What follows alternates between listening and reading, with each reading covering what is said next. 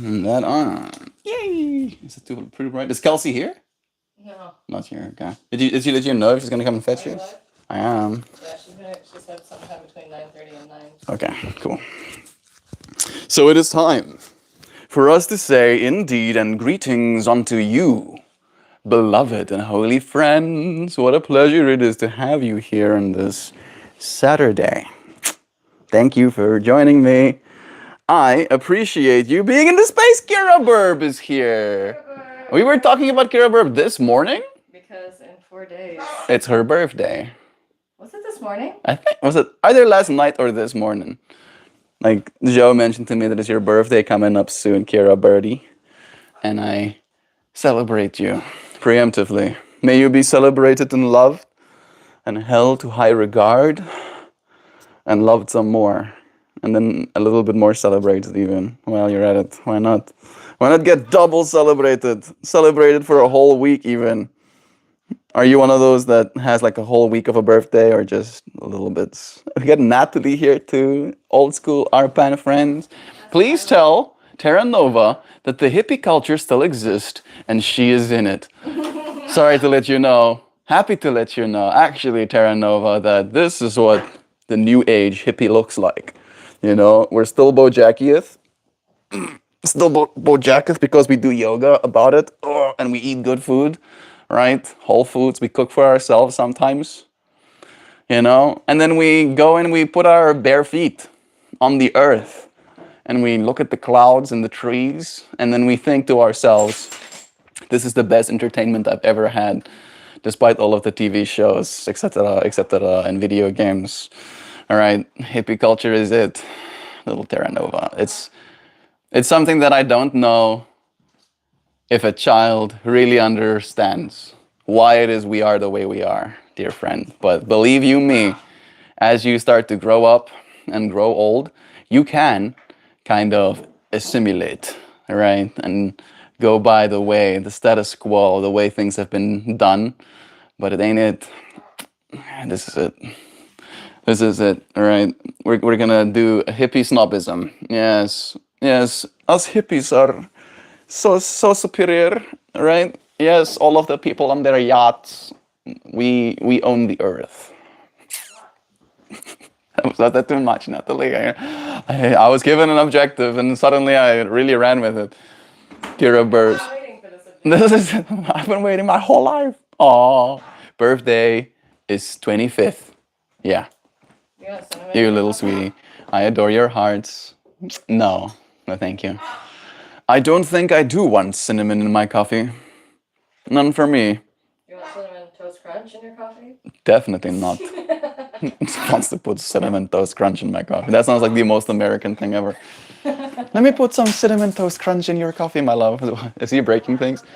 I suddenly had this whole like of him like gnawing at my speaker. He wouldn't do that, would he? He's throwing stuff off the counter. That freaking bird. That bird brain and his bird brain behaviors.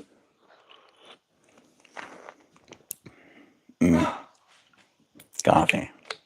Yeah, thank you, Joe, for making us coffee this morning. Oh, I have been hurting a little bit, you know. I've been hurting just a wee bit. Today's stream topic is about being grateful for our capacity and capability. You know, when I do yoga, it really allows me to appreciate what I can and cannot do. And I can do most of the things that I need to do on my mat. But because of my wheel riding, I've been like tweaking my back a little bit, I've noticed. I'm riding it for like 3 to 4 hours a day, and I think that's probably a part of it. And I dropped this phone yesterday because I fell off my wheel, and I didn't crack the screen, but I did crack the protective film that I put over my screen. Oopsie. Oopsie. Maybe going at undisclosed miles of hour and then becoming very intimate with the ground and then having... Oh, I do have some bruises here. Can you see? I can see. I just felt it. That's a new bruise that I gained yesterday. Ain't no thing. I need to probably wear more protective gear, but I don't want to. because I like to believe I'm not going to be pushing my capacity or capabilities to the point where I would need more protection. Right? I'm not going that fast. I had a few moments yesterday connecting with people about it as well. There's a certain kind of person that is still fascinated by that. The fact that it's electric seems to be something. I met a guy named Josh. He was of Russian slash Ukrainian descent. His family moved to California a long time ago. I mean, when he was a kid, a relatively long time ago. And then they moved here because cost of living is a little bit more affordable. And he had this electric scooter. And he was trying to talk to me about how he's noticed that in this place, there's so many different people that have different types of mini electric vehicles, right? And I'm like going down this whole rabbit hole inside my mind where I wanted to talk about more in part. I felt like I had capability and capacity to talk about more things. But in that moment, that's almost all there was space for, right? And I felt this sense of, and I still do, a little bit of awkwardness, right? That I am a very particular kind of person, and almost like to echo some of Natalie's start of this conversation, hippie culture, right? Is that what you used? Hippie culture? Yeah, I am undercover hippie. You're right, Melt. Undercover my ass. Like I like that Jovan was the one who actually said something. I like making statements sometimes that I know one of you friends will say something about, and then I pretend to be you, and then the show was like, I'm not undercover. The show. Everybody knows. Laughs. Laughing. Do you know? Do you know? Do I look like a hippie? A highly intelligent person pursuing inner enlightenment. Or a highly intelligent person participating in evolution. Do you like that one more? You like neither of them? Don't at me. Don't you at me. Oh, let me see what you've said. Good morning, y'all. Dan is here. Sending you love. Super happy hippie. Hi, Nat and Dan. Nah, not me, man. I've never seen a cloud before. Clouds? Lame. You mean those dog or car or cat or person looking things that float in the sky? Mama. She said that she needs to see a real hippie. What does a real hippie look like to you? Do I need dreads? Do I need dreads? Is that the thing that's gonna like sell it? Fully dreaded out Melt is now hippie enough for you? Is that how it works? I've been like getting really involved in trying to style my hair. My hair is like completely different. It looks good. You like it? I mean, it looks styled. Looks like I'm styling it. Boom. Bo stylius. I need to cut it technically again. It's getting away from me. But I don't know if I'm capable of doing that. I don't know if I have the capacity. I did see that there is like, you can buy these mirrors. These like surround mirrors that allows you to cut your own hair. I don't know if I want to do that. I also don't know if I want to pay $20 for a haircut. So probably more, isn't it? Hey, Joe. How much? You pay $100 for a haircut. How much do you pay? What? How much do you pay for a haircut? For a man, it should be around like 30 to 40 or something. I was like, I don't want to pay $20, and you're like 30 to 40. Maybe 20. I don't know. Somewhere. It just depends on where you go. I mean, there's probably places you can get $12 haircuts, but you're taking a risk. I mean, they technically, most of the work is done. They just need to like clip my hair and then knock it down again. We're gonna get Isaac to do it. He lives up there by Kate. What's up, Kate? I do want that. But I need to connect with Isaac again, and it's been a while. It's been like 2 weeks. He was on stream the other day. Yeah, like momentarily I remember. But I mean like connecting. Like, I don't know if he's in Discord even. Hello. You wanna see what I'm looking at? This is what I'm seeing. Hi. Say hi. Hi, friends. Say hi, friends. Hello. Hello. Hello. There we go. Switch to the other lens again. Hello. Hello. Am I still on? You are very much on shot right now. Hello. Look at how cutesy they are. You're matching with the bird right I now, know, technically. I was thinking that. He's always been really sweet today, and I bet it's because I'm... Matching his colors. Hello. He's been sweet today. He hasn't been sweet to He's me. been sweet with me while I've been in the bathroom getting ready. Ah, makes sense. Yeah, he's been a little bit of an asshole to me this morning. Kind of that way. Tried to bite me twice. I flinched less flinching. You saw how he bites at me. Yeah, he was biting her. But he doesn't actually bite. Mm. Like, he won't... He doesn't grip down. Yeah, just getting lightly bitten. Like me with my dogs, pretty much. They like know that they have the capacity to bite down harder and hurt you more, but they... He's making click sounds. You seeing me eat something? He saw you drinking, and that got him... Want a cook, girl? Not a good girl. He wants a cook.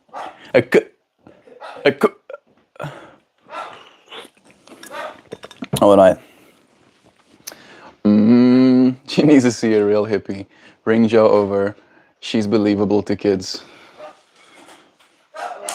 I don't like Joe.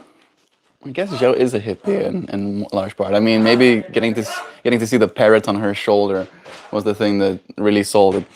If anybody's an undercover hippie... It's you? Oh, yeah. Yeah, it's true. It's actually true. She's definitely a little bit undercover. How much more granola does Melt need to crunch to be validated as hippie nut? I need to crunch all the granola. All of it. Until there's no more granola to crunching on. Terranova says, I am one, so I guess we made it. Nice. Okay, for real. Cinnamon Toast Crunch Creamer is legit next level. There's a Cinnamon Toast Crunch Creamer? It sounds like very American. Did you hear that? What? There's a Cinnamon Toast Crunch Creamer. Oh, that sounds awesome. Apparently it's next level. That sounds awesome. Giovanna is so amazing of a partner. So happy for you both. It's true. Love is true. I'm gonna miss her today. She's gonna go and make candles with Kelsey. So I'm gonna ride my wheel until my legs wanna fall off. That's what I'm gonna do. And it really is like that. I have to like take breaks. I like force myself to take breaks. I keep riding my wheel, and then my legs start screaming at me. They're like, "Please, can we stop?" And then I'm like, "I'm gonna stop soon. I promise." I say to my legs. I don't stop soon. I stop maybe 5 miles later. I've been feeling really strong riding that thing, but I can feel this specific part of my lower back is like not happy about it. I need to do way more yoga. Maybe it's the green talking for a moment there. I flashed forward into some future where you were talking about what your child was getting into. You're talking about Natalie? Maybe. Thick jackets, thick padding on elbows are good for protection. Yeah. As you can see, there's one of my bruises, and this is one of my other bruises. Can you see that one? Yeah, you can. Yeah, big one. Those are my two newest bruises. Newest bruises. Why is that those two words? My two newest bruises. Two newest bruises. Sounds like you're about to start a poem. My two newest bruises have shown up today. Getting beaten by Jovan hurts very much. She kicks my ass if I look at her funny. So silly. How am I doing? Yeah, well now AI is gonna be able to take that out of the video. Yeah, it's like, and then it's like you ask the GPT or whatever that's attached to this video, what did Mel talk about? Oh, he talked about getting beaten by Joe and all of the new bruises that he got because of it. Somebody's like going like, Who did Melt talk about today, and what did they do? He talked about Jo and how she gave her bruises. Has been beating him relentlessly. Thick Where's padding. my clip? Have you seen my hair clip? You put it on your water bottle. Come on, why do I do this? Good thing you have extra pair of eyes to rook. Yeah, I did actually, like, as I was sitting here, I noticed you doing that, and I was like, cool, neat, happy to help. My hair goes up, my hair goes down. I played her one of the Red and Link songs today. She told me, I don't know if I want to put my hair up. And then I instantly have that song playing in the back of my head, and I imagine Jo's, all of her hair just going. Right? Cracked me up. Lamal, find my most stereotypical looking and speaking hippie. I know, and she shook her head no when you said I am a hippie. This is not what hippie looks like. I think I'm too good looking to be a hippie. That's what it is. Yep. Yep. That's it. That's it. Jules sits back, and all of my confidence even harder. I think there's a stereotype about hippies being dirty. All right. Hippies smelling bad. Hippies smelling bad. Hippies being a little bit rough. All right. Like unkept. I think there's an unkeptness that is expected for a hippie. I did shave my beard yesterday. I should have left my beard a little bit longer. Maybe I would have been able to sell. Terra Nova doesn't believe I'm a hippie. Natalie showed her me, and when I said I am a hippie, she goes, "Nope,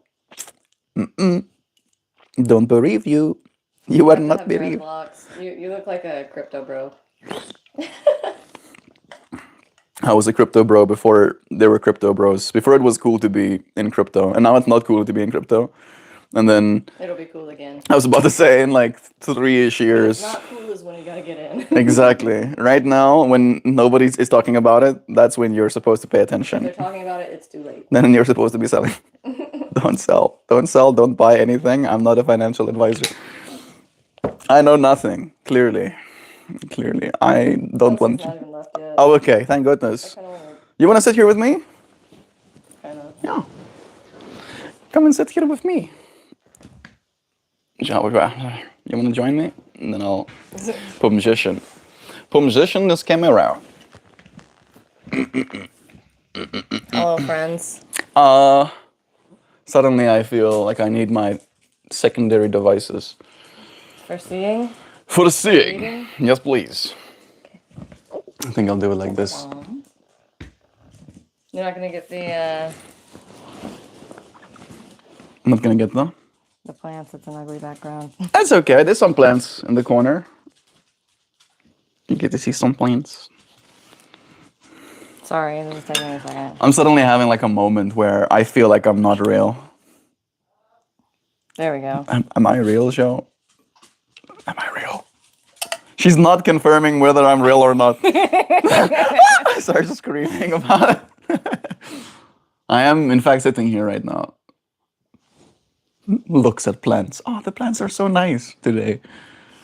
Me hallucinating myself into this reality. Who's to say I'm not real and I'm not just a figment of your imagination? You can see her, right? Nobody says anything in The chat. internet got me. Yeah, that's true. Thick jackets, thick padding. Yeah, I was wearing a thick jacket, technically. But it wasn't thick enough, clearly. I like this. This is a small bruise. This one I barely... Bruise on your arm? Yeah, that's a new one from yesterday. That's the phone crack bruise. Or screen protector crack bruise. Yeah. I know what happened. I wasn't paying enough attention. I wasn't being as present as I needed to be. And instantly I come off that wheel. And I was like even talking about that yesterday. Silly me. Not paying all of the attention at the same time. You're matching with the House. house as well, yeah. Like the whole house, it's because it's green. I mean, Match with the plants. I'm talking about your... Alice in Wonderland. That, The sure. D&D critters. Even the little sun on your fridge. Even the little bobule. balloon. The hot air balloon above. And even your window stain. Blues. You know, blues and Blue, yellows. velvety. Blues, yellows, and darker blues. Yeah, I have a palette. It's nice colors. We have Natalie saying, "Lamau, find my most stereotypical looking and speaking hippie friend. There's more to being something than the look and the words. It's true.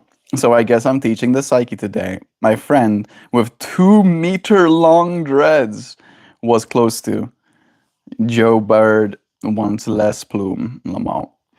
Being a hippie is about the spirit, I think. I identified one behind the counter at a thrift place by his braided facial hair. Braided facial hair. That does sound cool to me, right? Having like a beard so burly that you can braid it together. Oh, sorry. I paid 55 dollars yesterday. What did you pay for? Suddenly, maybe it's just a derail comment. There's no more context being created, so I'm guessing Joe and Burb are matching. True. I wonder if you said that before I said it, even. I think so. Joe is hippie. She talks to animals. It was the bathroom conversation that I had today about how like Zoe told me that these birds were outside. Yeah. She's like, come and look at what Zoe told me. I'm like, Showed me. He Showed me. I'm like, uh-huh. Did you see the dot in my face and body Yeah, that's why I language? had to that's why I had to correct myself to be like, okay, he didn't tell me, he didn't speak it to me. He reacted to a thing, and I picked up on the cues he brought awareness to. Yeah, I brought awareness to, I think, was a good way to say it. And then we like look out the window and there's a bunch of turkey vultures Just flying in a circle. making circles.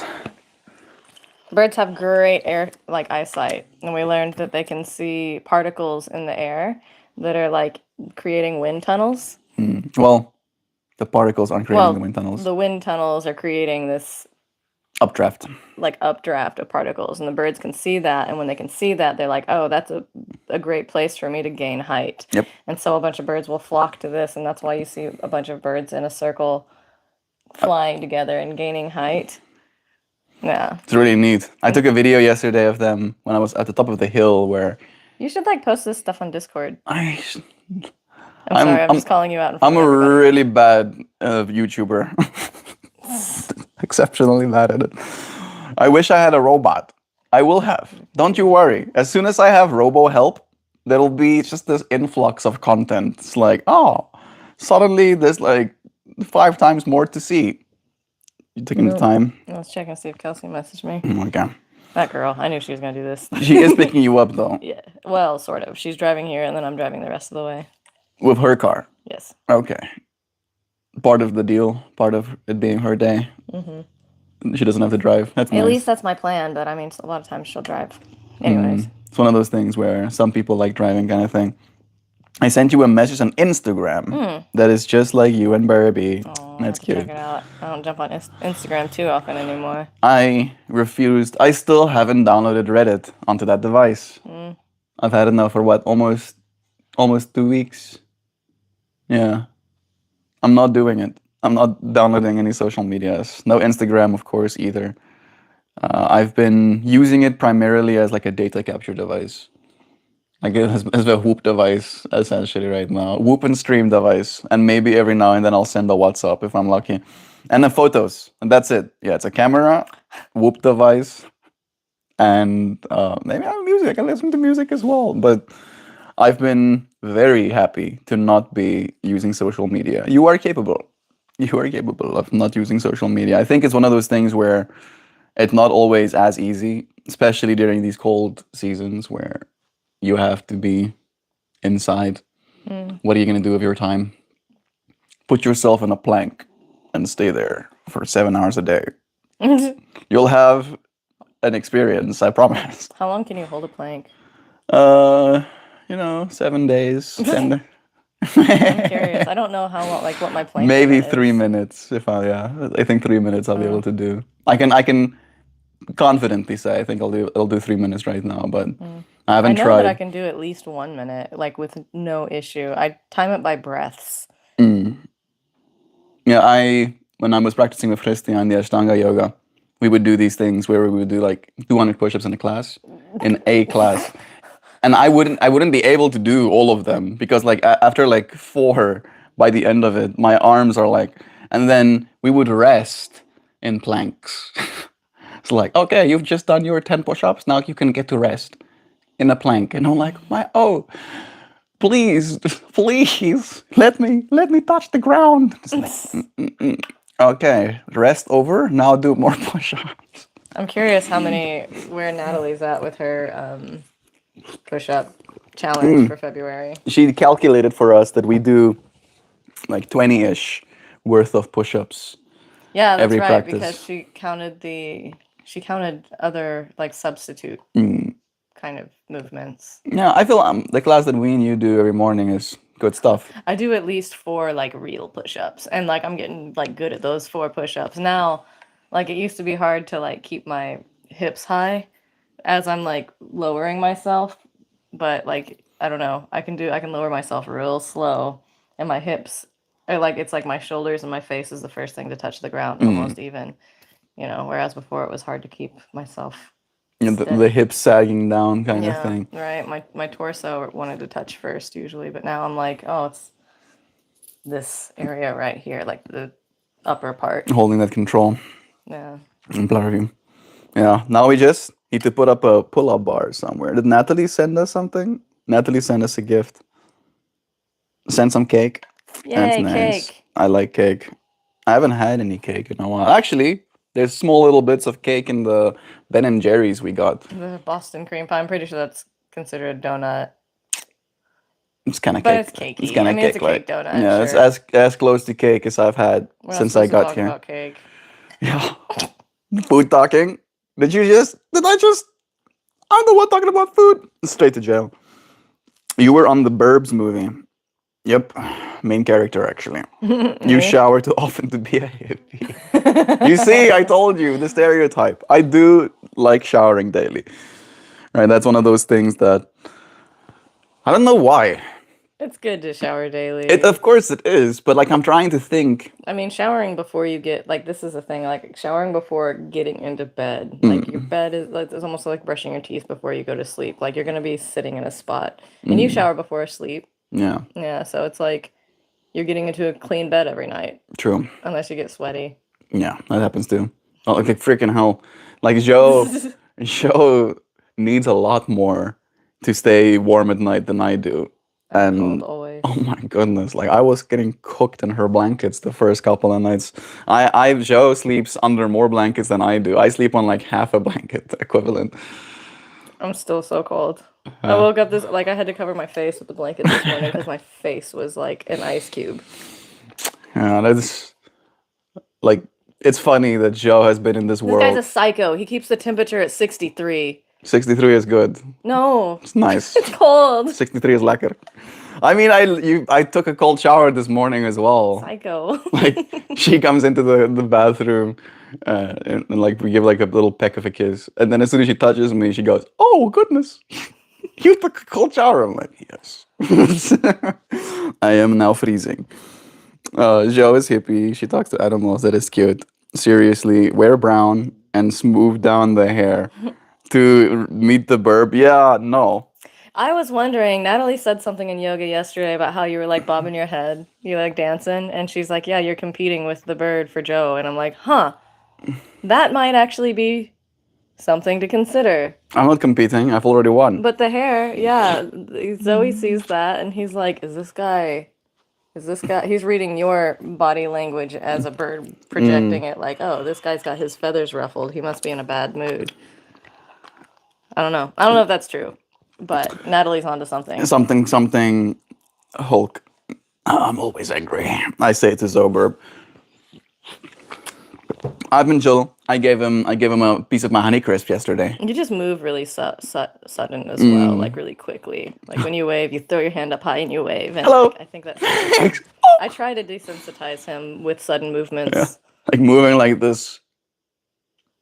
Hi. Doesn't work that way for me. I mean, like, you know the way I dance as well. Which is funny because like hippie yoga over here. I am hippie. The reason Hardcore pitta. I like almost. I was never supposed to be what I am right now. This is not who I was supposed to be. I was supposed to have short hair, work my engineering job, and then wear like my nice button-up shirts if I'm not in a lab coat.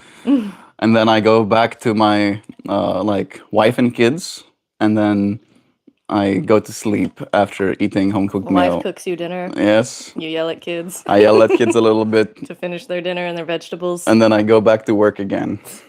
That's what I was supposed to do, right? That's the path my The kids parents. are like, Dad, why don't you ever play games with us? You're like, I have too much work to I do. have too much work to do. I'm still working I'm in my supporting the brain. family. Yeah, I'm doing working man things. Somebody's got to feed you, kids. Now finish your vegetables. Eat those vegetables that I paid for with my money that I earn at my job.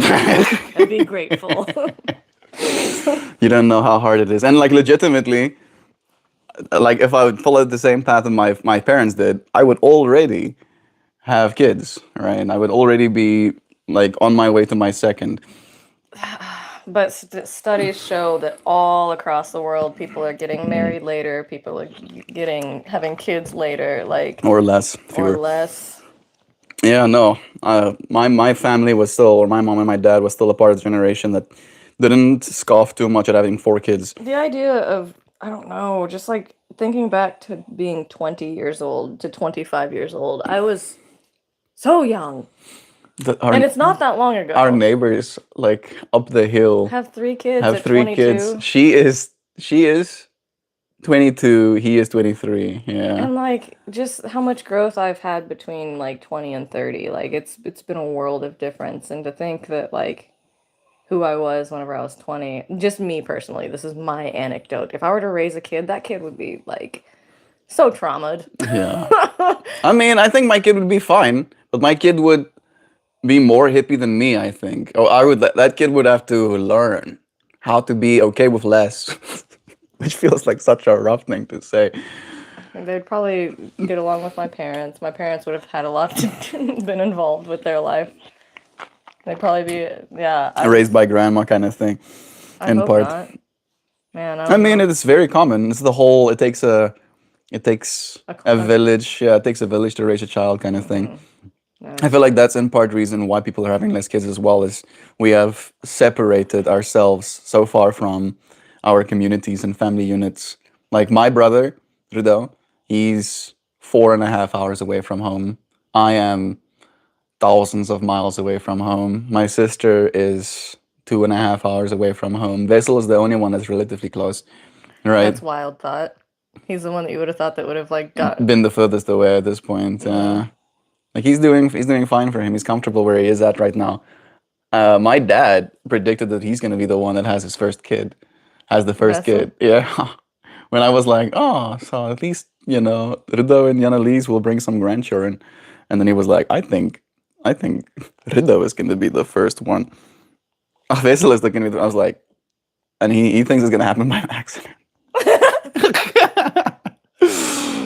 They want to get married in August or something like that. October, is that it? Yeah. Yeah. No, there is a difference between hippie and hipster. I'm a hipster. a hipster, a hippie, a hipstery. Hipstery. A hipstery. I practice hipstery. Thank you. I practice hipstery. So, what do you believe in? I believe in Hipsterism. Hipsterism. It's like, what is that? Hipstery. It's like we do curly mustaches. And I graduated from the school of hipstery. I drink fancy barista coffee. And I ask them for specific beans from Colombia. And I know You're kind of hipster. I know the exact mountain that it's from. Yes. Like I've gone through so many different like things where I see it like rising in the zeitgeist of like culture. And then it makes me feel like I want to hide those parts of myself where I'm like, Have you ever heard of Osiris shoes? can't say I have. Osiris shoes. You want to show me what they look like? Osiris shoes. You want me to wear these? No. I'll start wearing Osiris shoes. Yes, they look so cool. Do you think they're cool? Would you wear them? Not I won't be caught dead in shoes like this. Okay. That's good. That's what I imagine like No. kind of the hipsters of my era wearing. They were like these skater kids and Yeah, this wore the is big Osiris this is shoes a and bit too played much. Magic. The size of them is the thing that like They're such huge shoes. I thought they were ridiculous. this looks like it's You supposed have to to. have your vape pen and your like your big giant, too big vape in hand.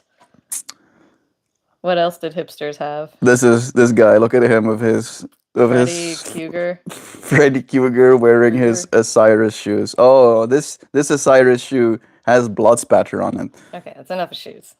Very cool. Yes, I was sharing with Joe as well and with his sister that I've gotten more shoes in the last 4 months than I've had in the last 4 years. All right. I work on like a one pair of sandals a year kind of cadence. And then I wear that same pair of sandals until it's disintegrated. And then suddenly, like out of nowhere, I was gonna move to the States and people started buying me shoes like I needed them. And maybe I did, I'll admit. Like I'm stepping into the snow at Chad's place. The first time we visited him. We went to Chad's place yesterday to play some board games. We played Wormspan. Wormspan. It's a dragon game, not worms. Yeah. Dragon, like I WYR. also thought it was worms, but it's actually Like, let's play a game about worms. like at first it was a word span that I thought, and I was like, oh, I hate word games. Like Ah! Scrabble is not my vibe. I'm sorry. I love Scrabble. I kick ass at Scrabble. That's why I don't like it, because I have my ass kicked by people like Joe in that game. I didn't like that. All right. Hi, Darren. Darren is here. Bless you, Darren. She needs to. I think I'm supposed to say Yeah, blind. You need to blind yourself twice if you need help. me and I blind you. Now I definitely need help. Now both of us need help. You shower too often to be a hippie is how that should have read. Oh, thank you. Thank you. I didn't want to say it. We need a true social media instead of a parasocial media. This is technically a social media, right? We're using this as a social experience. It's not. YouTube itself inherently isn't a social media. Yeah, But the way we in use this it. case, I think you're using it as one. Because this is a social experience, right? I could be very deliberate, have a whole script, read through said script until I'm done with this live stream and then say goodbye, right? And then that's the end of it. However, because there is a back and forth, a natural back and forth, relatively natural back and forth, I feel like this is as social. I do. No, that's way too truck to be Natalie's car. I can hold a plank for 6 breaths. I mean, 6? Nice. 6 breaths can be the cadence. It depends on like, and how slow is if you breathe slow, like you can do a minute for 6 breaths. I did 11 breaths. That was whenever I stopped doing it. But that was part of my... I didn't try to push it any farther. Like, I wonder how far I could push it. I have a cool story about a plank where I would like push myself until I'm exhausted, and then I would put myself in a plank, and I would hold that exhaustion almost, you know. And I would the plank? In the plank, and I would like get to this point of like shaking, and then I would like try and stay in that shaky space. And I was like pushing myself and pushing myself. And then I was like in this state of like open eyes. And then I closed my eyes. And as soon as I closed my eyes, I was in this, what I could only describe as a spaceship. I've told you this story before. It's one of my favorite experiences that I've had. I found myself in the spaceship. And as I look through the spaceship, I can see the end of it. And there is a window. And I can notice that where it is we're going is fast. Right, so fast that it's like wormhole. Reality is like on the outside of that window. And then I keep walking down the aisle of the spaceship, and I come to these almost like cut out nooks on the side of it. And in the middle of those nooks are little tables, and there's seating in that half circle. And as I come into that half circle space, full circle space technically, I see what I can only come to the conclusion of is God sitting in that little nook. And I'm like aware. I'm like, oh shit, here's God with me in this space. And then I shimmy myself into that little nook and I sit next to them. And I have this sense of ego where I'm like, here's God next to me and I could ask anything. This is the opportunity even for myself to ask anything. And I go, I'm not gonna ask anything because I have extreme trust, I say. So much trust that I don't have to say anything because I trust God to know what I want to say, even if I don't say it, kind of thing. And then I want to say like 2 seconds pass, like an instance passes after I've come to this ego conclusion of how cool I am for not asking questions. And I look back down the tunnel and I still see we're, going very fast. And I come back into the circle and I look at to God and I go, where are we going? Where are we going? And as I ask it, I realize that's a question. I'm like, damn it. Oh, gosh, I wasn't going to ask any questions. And then this entity looks back at me and goes, you're already here. You're already here. Like, where it is you're going is here.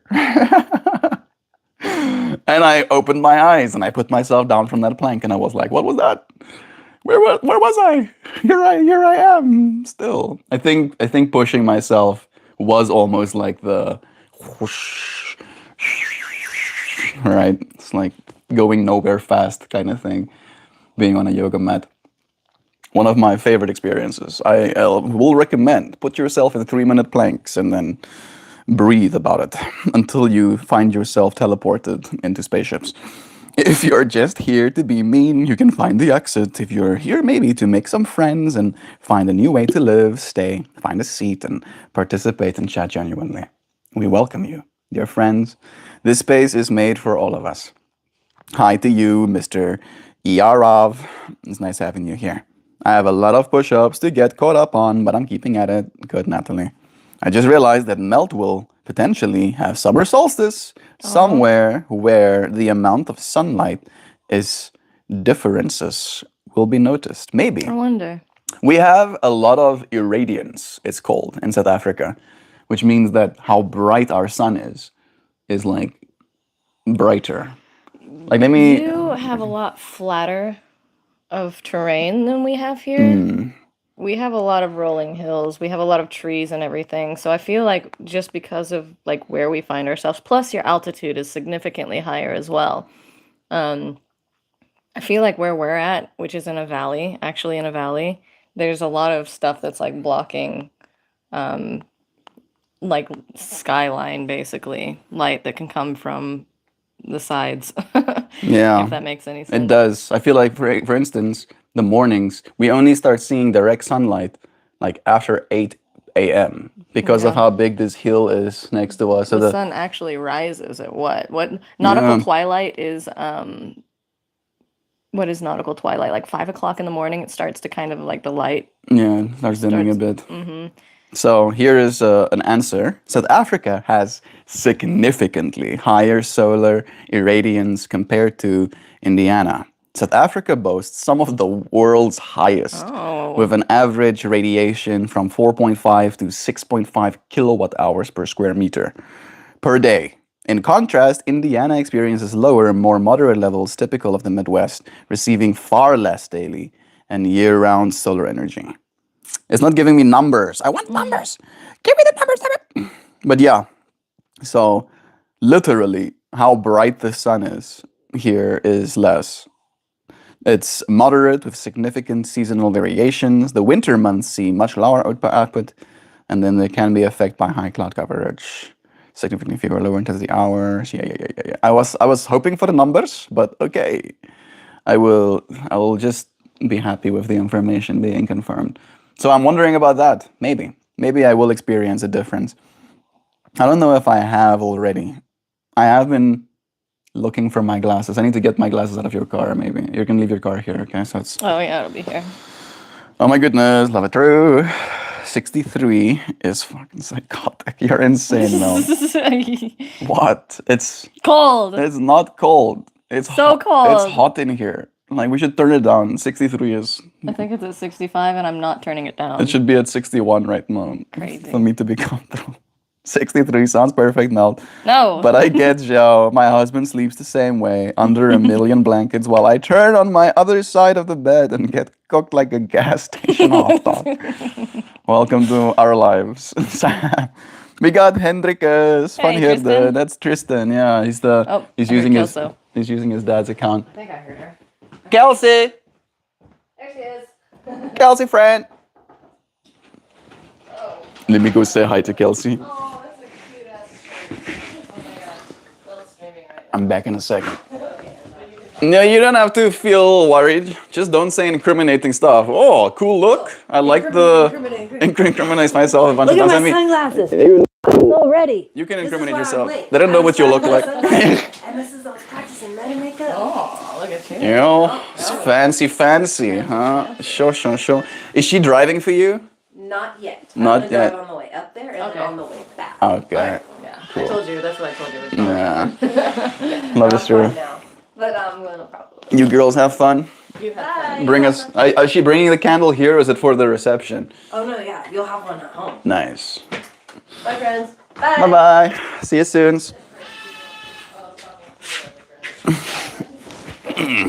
Alrighty.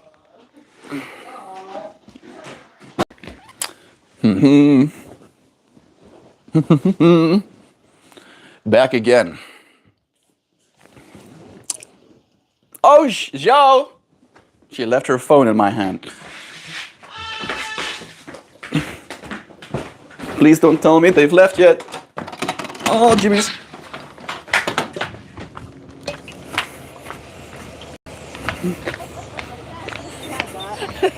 She just asked me if I had it, and I think I said yes.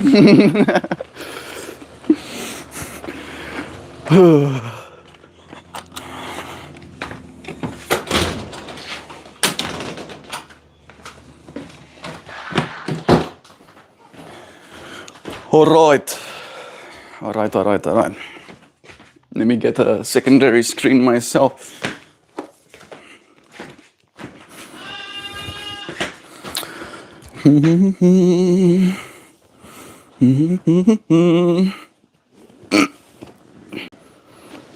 Okay. I'll read from here going forward, I think. Nice. Sensane is here. Sensane. It's nice having you, bro. Sending you love, man. You still here? Let me know. I like it between 15 and 20 Celsius with scalding showers. I do enjoy the hot showers as well. I won't lie. But I don't like them that scalding. I don't think our water is scalding. Our water, I guess it's designed that way. You Americans and your systems, that I cannot burn myself with the hot water, right? Like even if I do go to the max, it doesn't come out the tap burning. Like I have literally burnt myself, and I think it's literally illegal here, right? Like the water isn't allowed to be that hot kind of thing. This your girlfriend? Fiance, technically, but you can say that. Wrong. You're exactly who you're supposed to be because this is who you are. It's true. It's true what you say, Natalie. Similar take, Joe. My aunts and a couple of uncles moved away when they got married in the 40s and 50s to start families and careers if their youngest siblings were born, and they kept the big family feeling with visits. That's wholesome. Did you wear a Cyrus's show? No, she didn't. I don't think so, at least. I think that's the point she was making. The younger ones had their families, and kids stay close, and yet all of the cousins have similar levels of communication, both in the same neighborhood and across the world. I don't think it's a matter of like there's anything lost necessarily in the ultimate sense, right? By not being close. It's just a matter of like some things changes, right? Like you cannot expect your mom, for example, to be there to help you take care of the kids at all times if she literally lives 1,000 miles away, right? Would be a little bit unreasonable, impossible even, right? And in that way, it's a matter of, I almost like see it like, to make it very practical, if you have something in your home, right? To make it extra practical. In this home, we have one of those downspouts that has a button on it, right? And I know most American homes do, that you can rinse the dishes with, right? back home, where I just came from, we don't have one of those, right? So the way that I'm used to doing it is bringing the plate underneath the spout, right, to help me clean it or to rinse the soapy water off. Here, I can bring it closer and I can hit the button and I can do that. So because I'm in an environment where that is a thing that exists, I am more likely to use that thing in that way in my environment, right? And I think it's the same thing with like raising a family. Like you can raise a family literally. We have friends who have who have raised a family, maybe not to completion, but in part, literally in tents. They were living in tents with 5 children. And still, those kids were being taken care of. They were fed. I don't know if they were being bathed enough, but they were alive. They were being kept alive, right? They were slowly but surely growing up. And in that way, I feel we are very resilient and adaptable as human beings, but some things are easier, right? Like raising a kid inside a house would be easier when you have access to running water. Even better if it's hot, kind of thing. Kids don't like taking baths in general. Making a kid take a bath in cold water, I can't imagine how hard that must be. What else did hipsters have? Black and white checkered sweatbands on their wrists, ultra skinny jeans, backup boxes of hair dye, and a whole armload of black band bracelets. I didn't do any of those. I did color my hair once. I did do it once, just to experience the novelty of having colored hair. Thank you. This is Life After the Silent Generation is Gone and shows the disconnect between the boomers to social media raised generation. The way Joe Bud looks at you, goddamn, love bolts. It's insane. You're making me miss her even more, bro. I was not told when she'll be back. I was not told. But she'll be back at some point in the near future. I look forward to it. Oh my, just got notifications. It's 170 push-ups today. Yeah. Simon, where are you from? I'm from South Africa, Chriselle. You've asked me that. You've been tuning into this stream since I was in South Africa. Oh, hey, Natalie, long time. Alex Biden saying hello. Hello, Alex. You still here? It's nice having you. Sensane, your skate journey made me know that I could do this 20k push-up challenge. That's so cool. Is jy nou in Suid-Afrika? Is jy vertroud met die Comrades Supermarathon? Nee, Florida man. Ek is nie nou in Suid-Afrika nie. Ek is in Indiana. In die state. How many push-ups a day? She's supposed to do 2,000 in a month, which averages like what, between 60 and 70 every day kind of thing, right? Today is 170. 170 is way more than I expected. I couldn't do that. Super impressive. I managed, I think, 70 the first night that I tried. I barely managed, and I had to push. But I did try to do it all in a single, like, 20-minute span. And I think that was my mistake. Doing 60 push-ups or 70 push-ups in 20 minutes had me not okay the next day. I wasn't feeling too good about it. I was like, oh, my arms and my chest. I do a lot of alternative exercises, squats and lunges, good. I'm gonna do a few more while waiting for Melt. Love is true. Got 10 in. Just need to permanently be in workout gear, ready to push up on the go. Oh, that's awesome. Hello, MeltMore. Hey, Lunar Vibes. Welcome. Thank you for joining us.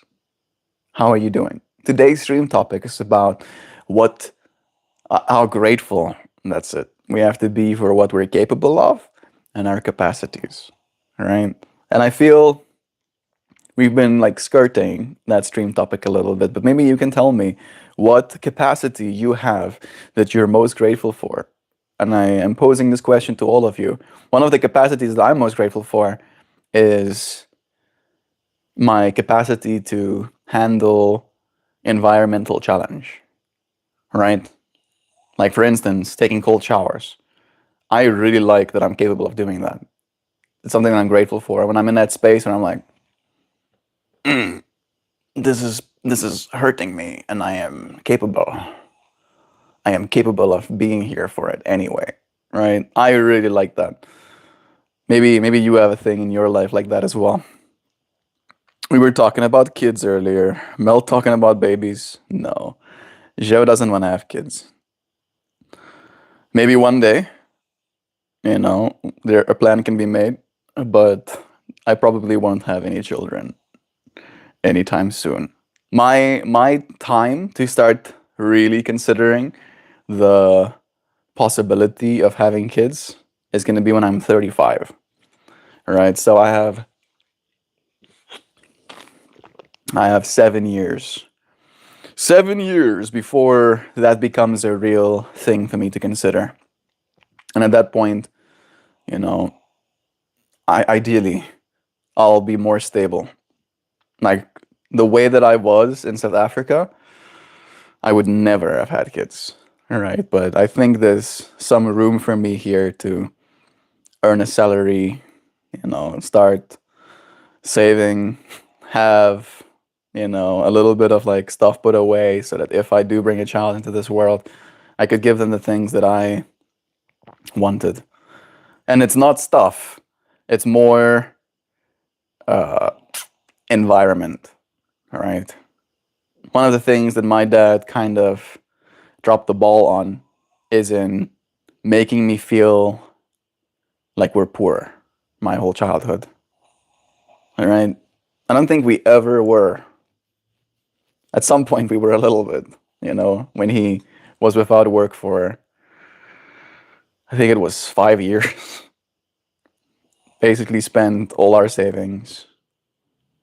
And it was getting a little bit rough there. But that was after I had already kind of like become a person. Before that, things were still relatively okay. And yeah, if I ever have a kid, I don't want them to have to think about money.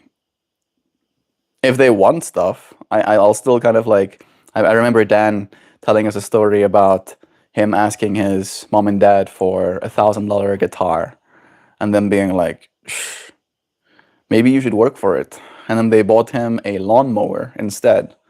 And then they helped him kind of like find jobs, cutting grass. And then he earned $500 doing that. And then they matched the other $500 for him to be able to buy his guitar, right? Like that is something in my life that I would never have had what's the word I'm looking for? I don't want to say luxury or we have a word in Afrikaans that goes vrijwilligheid, which means like the direct translation is free willingness.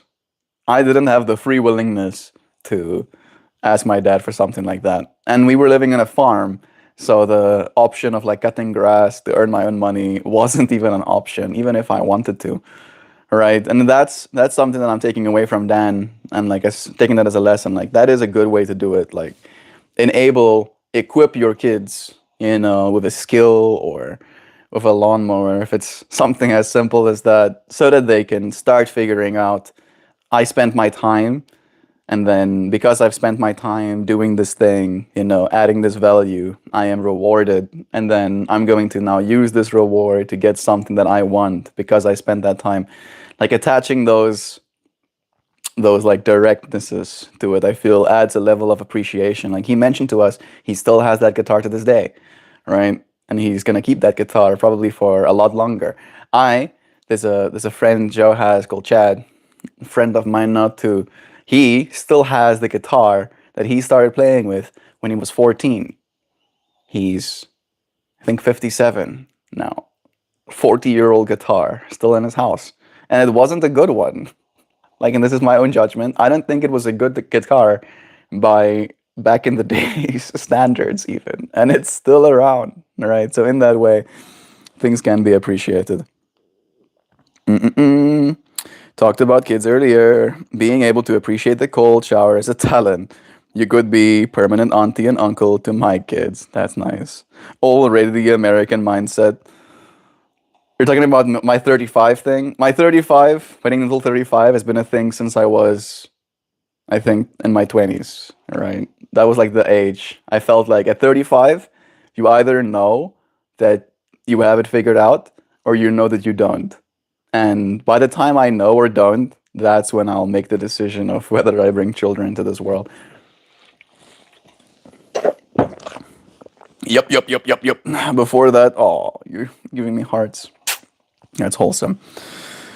I just realized that most of us met online over 5 years ago when I mathed your age. It's true. Why don't you want them to think about money like you need money to live? It's not a matter of like needing money to live. I understand that, right?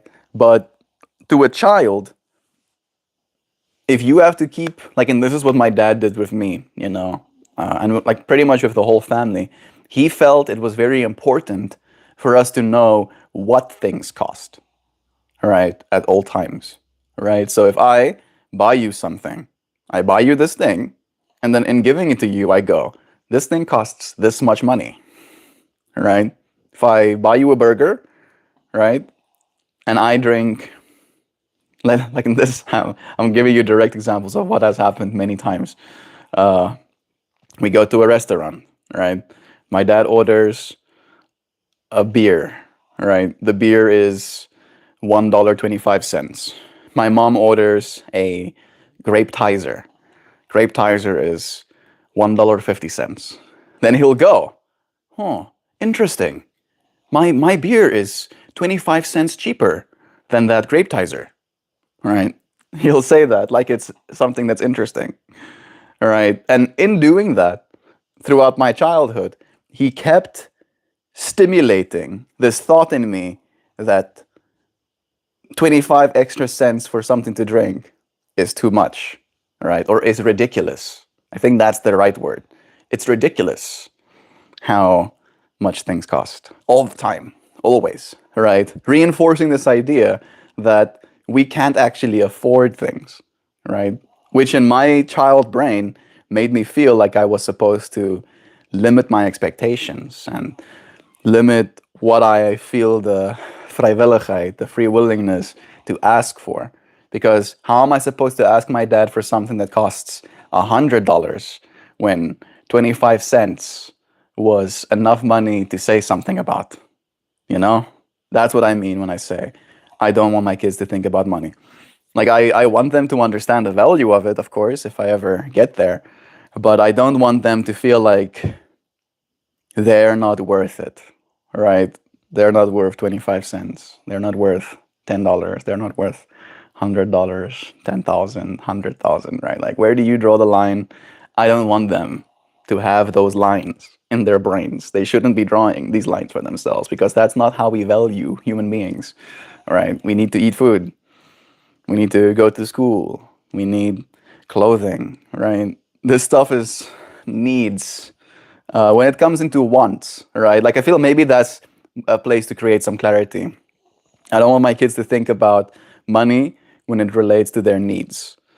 Money is only something that I'll teach as it relates to wants, all right? Because in that way, I feel like maybe there will be separation, right? Because I feel like that's the thing for me as a kid. I felt needing things was something to be ashamed of, right? Needing food, needing new clothing, needing a pair of shoes was something to be ashamed of, right? And something that I needed to do without my dad knowing, get my mom to get me something before my dad finds out, kind of thing, right? And that fucked up our relationship a lot. Sorry for my profanity. Like, it was not good for us. Still, technically, isn't that great for us to this day. It's my responsibility to forgive my dad for that as well.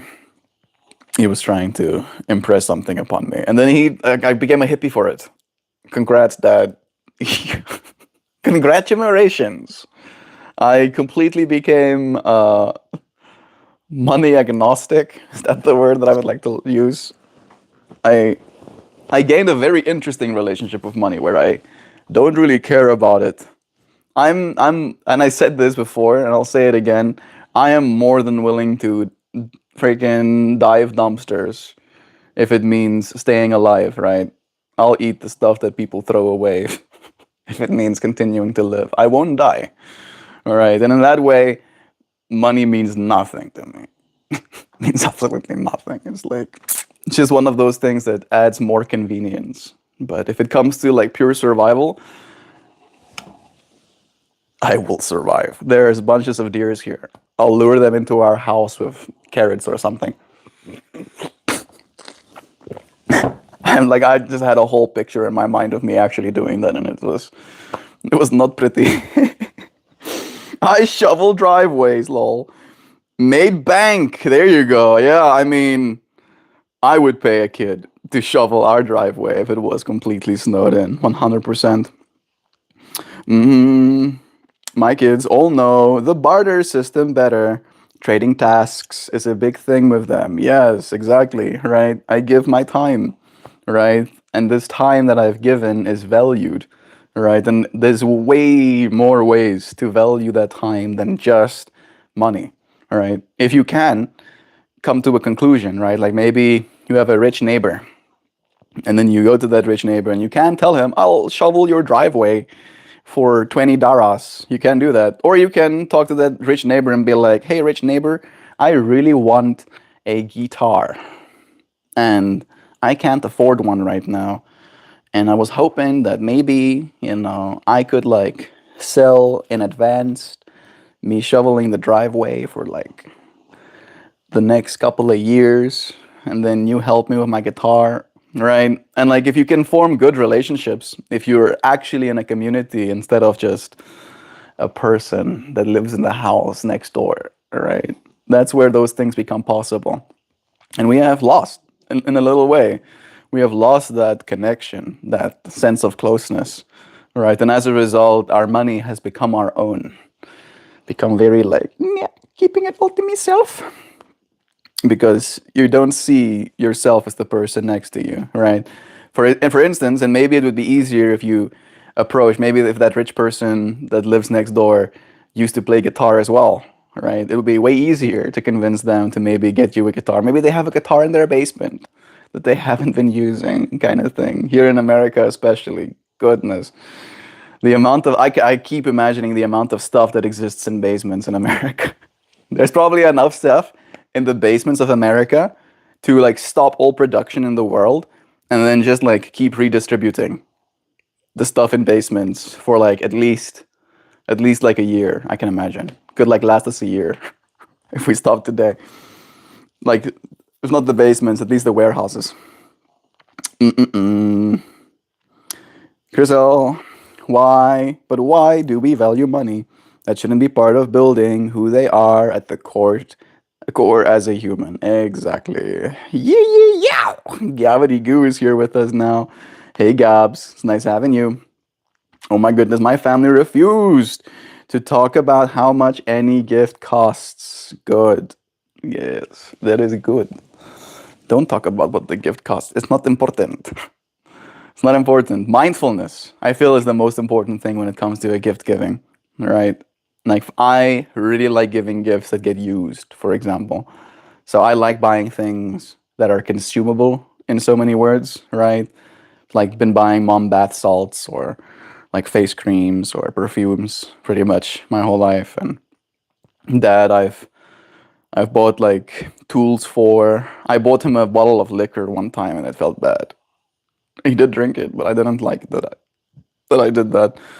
I've bought my sister and my brothers like little battery powered fans and stuff like that, like stands for their tablets. Bought my siblings, like my two brothers, these little keychain graphite infused metal pencils. All right, like a little pencil this big that hangs on your keychain, because both of them are in the trades, so they need a little writing utensil at a moment's notice more often than not, more often than I do, for example.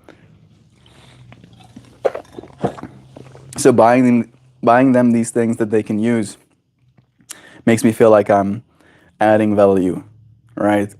Adding value to their lives. And it's not important how much money it took me to add that value, relatively speaking, all right? Like, for instance, I paid, I think, 5 times for the tool I got my dad for Christmas than I paid for one of those little pencils.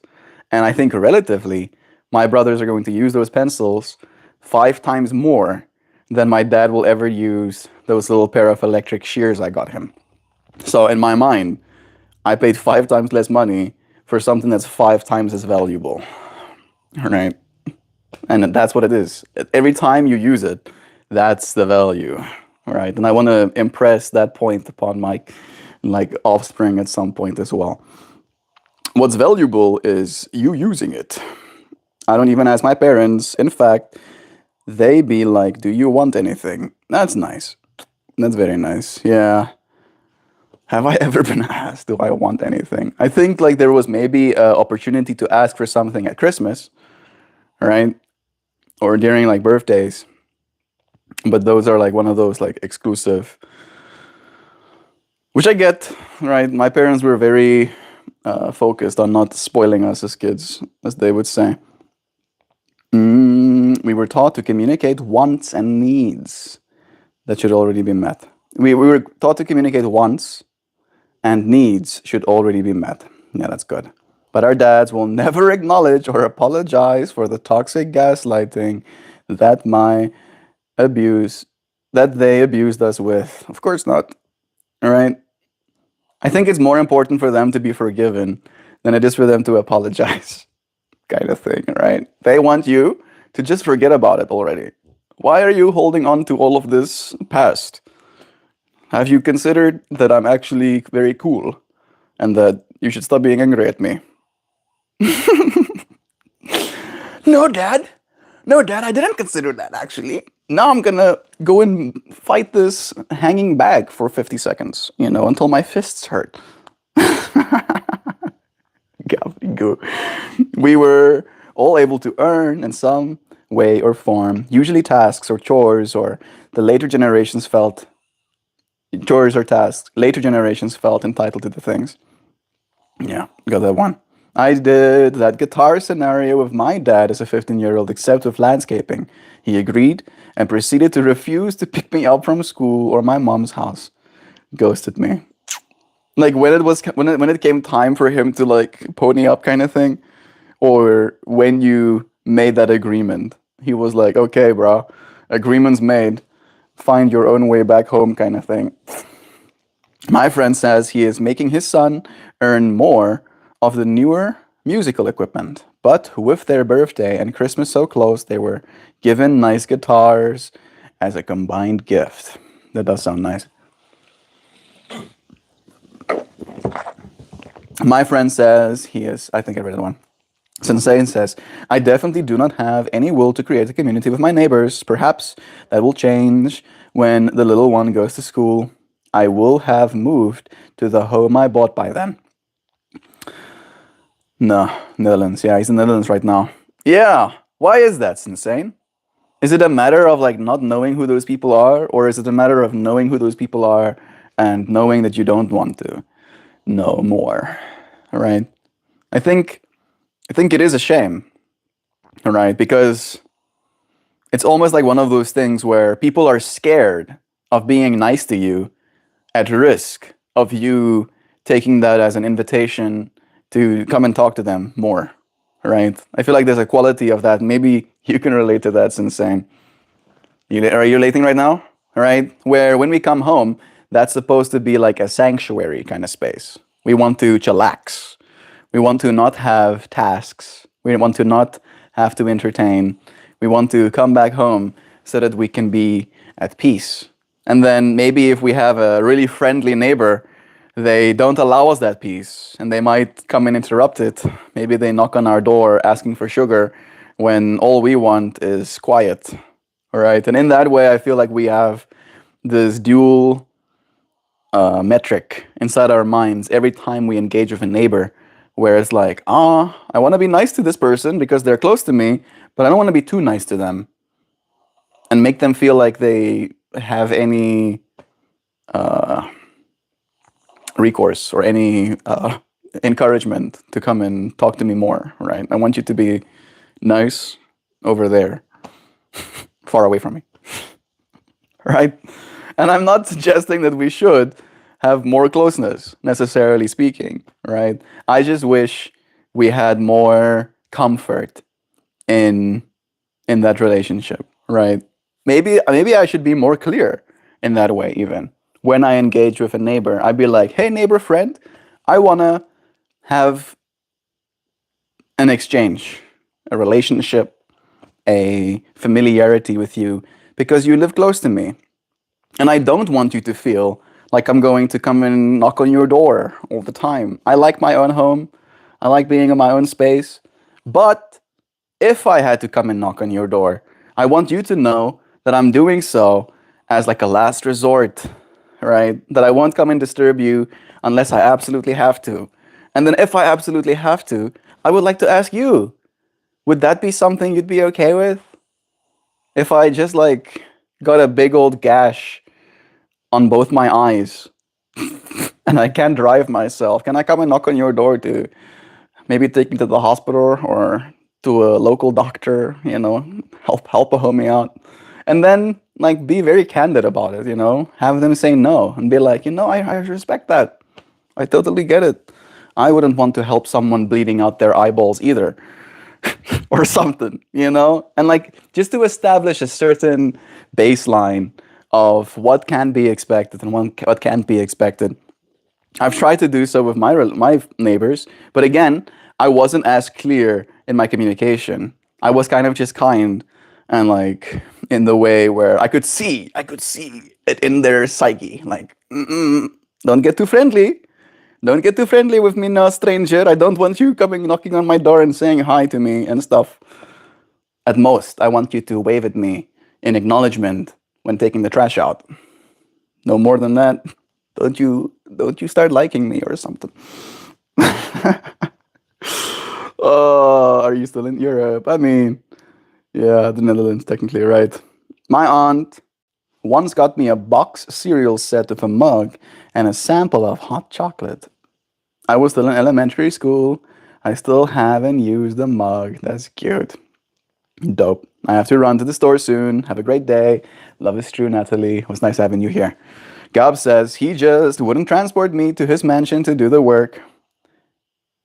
Principally because he didn't want to spend time with me, but was too chicken shit to be an asshole enough to say so directly. Yeah, I had like a whole moment like that as well as a kid/teenager, where it suddenly dawned on me that my mom and my dad liked doing their own things outside of raising me as a child, right? And like as soon as I clicked that that's what was happening, I took it personally, and I kind of like made the executive decision to start spending more time with myself. And I don't know if I hate that. I got a really good relationship with myself. I'm very comfy in my own skin. I think I'm pretty cool, I say to myself. Taps myself on back. I hate myself too, occasionally. But I hate myself less than I love myself. All right? And I feel like that's the work that all of us need to do. And maybe they inadvertently teached us those lessons. I feel like you're the same way, Gab. I feel like you're also pretty good at being in your own skin, right? Maybe I'm projecting a little bit, but maybe that's the silver linings we can take from those experiences. As a teenager, Gab says, I was required to give 2 weeks notice if I wanted to go be with my dad. Most times when I would do so, he would cancel anyway and then blame his wife for something. Yeah, oof, Gab. Lamau. As Mel talked about home sanctuary, I have a friend checking, this is Natalie, checking when to show up tomorrow, and that with friends that are allowed to just pop in Canadian style. I'm missing some context, but maybe you're talking about what I was mentioning with the whole neighbor situation, right? Yeah. I'm one of those that I like when people check up on me, right? I want you, if you're going to come to my home, to call me. And then if I answer the phone and be like, hello, what's up? And you go, hey, I want to come over to your place. And I'll be like, yeah, of course, that sounds nice. And then I drop the phone. And if you call me and I don't answer the phone, then you don't come to my house.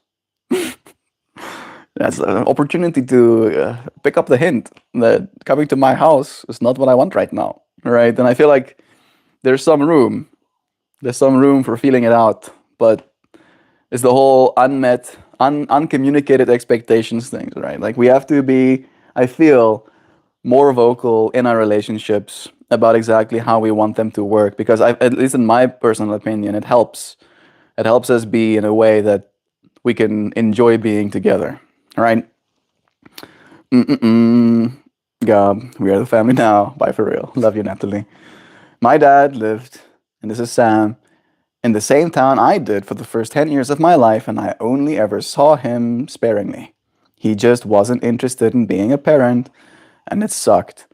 Yeah, I think there's a certain glamorizing that happens in the minds of our parents when they have us, where, like, I've literally asked this to my dad, right? It was like one of those days where we were not fighting, you know? And the conversation came up, why did you have me? Right? Like it seemed like he was really not stoked about me existing. And I go, why did you have me, bro? Like, have you thought about that? Like, why did you have me as a child?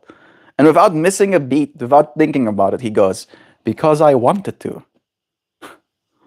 Right? And to me, that was such a like, because you wanted to? I want to have ice cream. And then I have ice cream. I want to take a shit. And then I do that. Wanting to have a child and then having a child, like I feel like it has to go beyond that. But no, it was just as simple as wanting something, wanting a new pillow on your bed. You know, like at least that's the way I interpreted in that moment. It was like, it was very simple. Yeah, I wanted children, so I started having children. I didn't think about the consequences or, you know, their unique emotional bodies and how it would be affected by me and my parenting style. I didn't think about all of that. All I thought about is I want children. And I was like, yo, explains a lot, doesn't it? Doesn't that make a lot of this gestures broadly at some of the bullshit we all go through as kids with our parents? Doesn't it explain some of this? Makes sense, doesn't it? Gob says, I understand that, Sam. It sucks.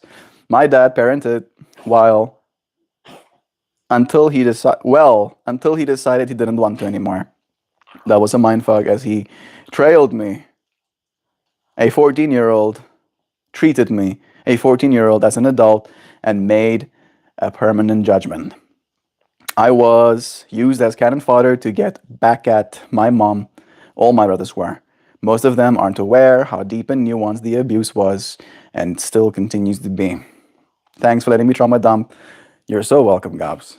This is a space for you to be heard and to be loved, right? Despite what you've been through. We love you. Thanks for letting me trauma dump. I have to go see this a-hole for dinner to celebrate my oldest brother's birthday. If he or his wife bring up their politics, I'm walking out. I don't think you need to walk out, bro. I think it would be even cooler for you to sit there. Be like, oh, you believe that, do you? Right? Don't say anything. Just be like, oh,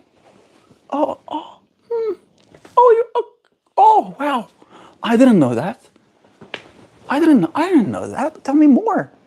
Tell me more about these things you believe in. Oh, really? Wow. Don't say anything. Don't say anything other than wow, right? Be amazed. Be enamored by, oh my, you what now? Right? Lean into it, right? And be there for your brother. That's the thing. That's what you're there for. That's what you're really there for, right? And maybe if politics come up, right, after being very shocked and like, what? What? Wow? Really? And you go, anyway, we're here for, says brother's name. You know, this is his birthday. I don't think Paratrix has anything to do with birthdaying, right? Have you ever seen Donald Trump talk about birthdays? No? Well, guess this is not the opportunity to talk about politics, is it? Silly parents. Silly stepmom and asshole dad. Silly. So silly. I've been doing that and biting my tongue for years. I've said that.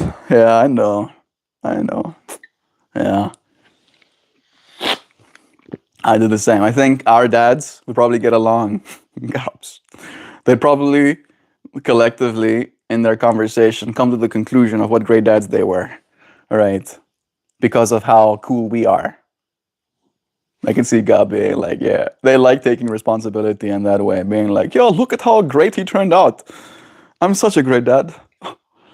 Look at how handsome and, well kept he is. Look at how he's taking care of his body, exercising. Look at how good he takes care of his dogs. I taught him all of those things. I'm pretty cool as a dad. Our dads say to each other, you know, not acknowledging all of the work we had to do to try and like bring ourselves to baseline. And again, there's a weird dichotomy between that and some of it maybe being a little bit true. All right, like the unique traumas that we went through did end up shaping us, especially so in taking more responsibility over our own lives. Right, Gabs? I've seen that in you at least. Like you do show up, bro. You show up to make a difference. Bring him some rot gut. I don't know what that is, but it sounds fucking dangerous. Like, probably. But my dad never had friends. Kind of psychotic, if you think about it. My dad also doesn't have friends. He has community acquaintances when it comes to his church, but I mean, and he had a friend in college, Ben, and even they had like a little bit of a falling out recently. Ben, and I mean, I don't think he's gonna watch this. Neither did my dad. But like, he got a divorce, and then his wife asked my dad something. It was something like completely outside of relationships. It was like asking about where is a place to get a thing, kind of like conversation. And then my dad just replied like, you can get thing here, right? And then his friend finding out that my dad had a correspondence with his on his way to ex-wife was like really not something that he was vibing with. And then they had a whole falling out about it, right? But I've seen Ben a total of 3 times in my entire life. All right? Like, they weren't the best friends by any means, all right? That's one of my dad's friends. That's my dad's friend that had the helicopter. So he just like rocked up at our home with his helicopter, landed it in our yard on the farm. And then we got in his helicopter and then flew over the mountains with it a little bit. Very cool friend, all right? But that's the one. I can say a single name of someone that I know my dad has as a friend. Here's Noodler trying to shimmy himself up close to me. Sits directly on my lap. I'm there, yeah, that's what I thought. He picked up that I was outputting aura of like, I don't know if I want that. Right, and in the same way, I don't know if he's a psycho for not having friends. I just think the way that he engages the world isn't really indicative of making friends. All right, my dad's very methodical, I think, in some ways. Right, like if he had to make a friend, it would be methodical in the way like make plan to cook meat, come together, drink thing while meat cook, sit down, eat food with person. All right, and then if I keep doing that enough times, then eventually we'll be friends about it. But then because of that methodical, and I can be the same, to be honest. I can be a little bit the same. Because of that methodical nature, it feels a little bit robotic. And nobody necessarily wants to be friends of a robot. All right. Hey, guys. I don't have friends. I got family. Well, Kid D, we'll be your friends. Your little internet family. Have you tried to high road them, Gab? I can't help but wonder what Jesus would have to say about the Delhi detention center. Yeah. Jesus probably wouldn't be too stoked about that, I don't think. Not having friends could be a sign of narcissistic personality. He doesn't see anybody on the same level he is, like everyone around him is an insect. or not a part of the methodicalness, right? It's like, yes, if you don't method in the exact way that I method, then there will not be friendship. And I understand. I can be very the same. Even this guy will do the same shit sometimes, right? And that's why I show up for the conversation. I do try to show up for a conversation. I feel like that's how real friendships are built, is in having conversations with each other and then creating space for another person to say things, all right? Asking questions, being interested, right? That's how friends are formed.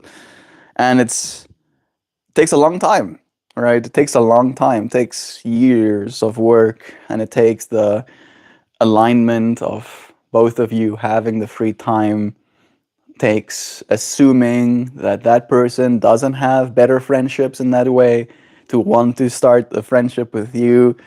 It's just like so many different dials have to be fine-tuned in order for you to get to that point, and sometimes it just does not happen. I'm joking, bro. You were cool. Thanks. Love is true. Yep. But I still come out of the interaction mentally damaged. I've realized it's about him too, Sam. Yeah. Something, putting up barriers, but you already know that, bro. Like, I think there's something about them being our dad that gets us extra riled up, because I think we take it extra personally. I think that's what it is for me, Gob, at least, right? Hearing my dad talk about his political views, I take it so personally, because it's like a matter of, I don't want anybody else to hear what you're saying right now, right? I want you to stop saying these things, because if somebody has to hear you say these things and then know that I am your son, I will be under the same judgment that I'm judging you with, kind of thing, right? Like, and it's this almost like dualistic ashamedness. I feel a great deal of shame, like retroactively, for my dad and some of the things that he says, where I'm like, I've coached my dad in that way, where he says something to me and I go, Dad, whatever you do, I love you as your son, but whatever you do, when you go out there into the world, don't say these kinds of things. For all that is good in the world, for all that is holy, don't say those kind of things. Like, keep those kind of things to yourself. For the priest, yeah, he goes, yeah, God knows, and in that way, it leaves us damaged, because we get so involved, we get so like, we take it personal. One of the 4 golden rules that we sometimes break: take it so personal. Do you lefties think about rump every day? No, not at all. I think the conversation's coming up because we do have family members that sometimes bring up these conversations. I feel like the conversation is pretty easy these days. I think, and that's the part that's kind of hard, right? It's like, the only way for you to believe that there's any good there is for you to close your ears and eyes and not actually look at the facts, right? And as intelligent people, like I believe all of us are, we take a great deal of offense, or maybe even a better word would be, we feel a sense of like pity. There's kind of a little bit of pity in me sometimes. We're like, oh, shame. You don't have access to the internet? You poor thing. You have not been paying attention to what's going on? You poor thing. I hope you don't talk about these things with your friends, because they might laugh at you.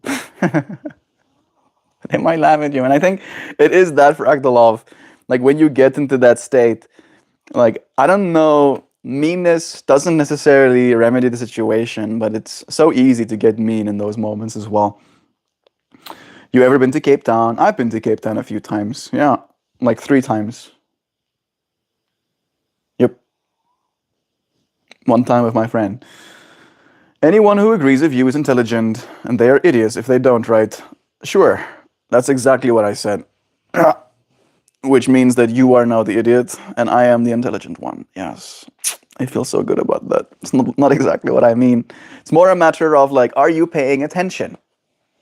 If you're not paying attention to the facts, of reality, right? It's like drinking alcohol, for example, right? And this is going to be a one of those pain points. I might ruffle some feathers, right? So don't get your feathers ruffled with what I'm saying next. Drinking alcohol, we know definitively is really bad for us. And yet still some people actively do that to themselves, right? To me, personally, I find that pretty idiotic. I'm like, why are you doing that? Do you know it's bad for you? And then I'll hear those people tell me, those same people, they'll tell me, yeah, when I drink, it takes me 4 days to recover. And then I watch them drink more and I go, you are an idiot. I think to myself, you must be really stupid to do that to yourself. And that's like a microcosm, right? Is that we now, as human beings, have access to these computers. And these computers have access to the internet. And the internet is a collective space in which we store all human knowledge. All right, all human knowledge. Everything that can be known is there, pretty much. Maybe there's like some stuff known, personal, right? But eventually it'll be on the internet as well. And if you are engaging in a conversation, especially when it comes to like a certain level of intellectuality of like, are we discerning? Are we discerning what we're saying?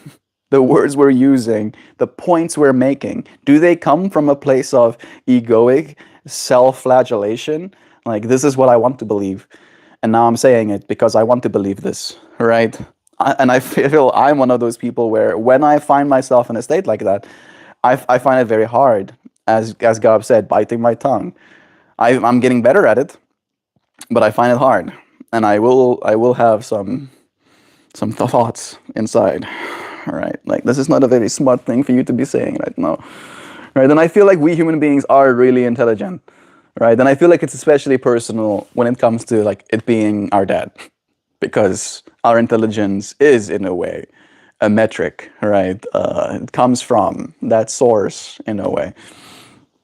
All right. Anyone? What are you trying to accomplish here? That's a hippie. He literally does not own Jimmy's to Russell. He looks so dumb. Yeah. I feel like if anything, it's one of those things that's nuanced, right? Today's stream topic is about being grateful for our capacity and what we are capable of, right? Our capabilities and our capacities. And we are very capable human beings, every single one of us, right? Our capacity when it comes to intellectuality, I feel, is very much understated. I think we've been made stupid in so many words by not allowing ourselves to use our minds, or getting so busy that we default mode network ourselves into a very narrow band of existence. And when that narrow band of existence tries to be presented as the ultimate truth,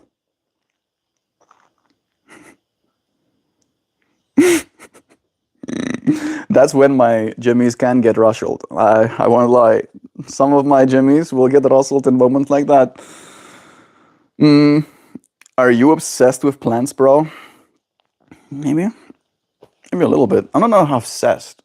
I'm more obsessed with rocks than I am with plants. Right? I'll spend like moments with a plant. I'll spend minutes with a rock. And then I'll spend hours with, I want to say, like the clouds. Right? I've spent so much time just like looking at the clouds, looking at the way the sun creates shadows, looking at the color changes. Right? It never ceases to amaze me how beautiful nature be. I feel like I am ready.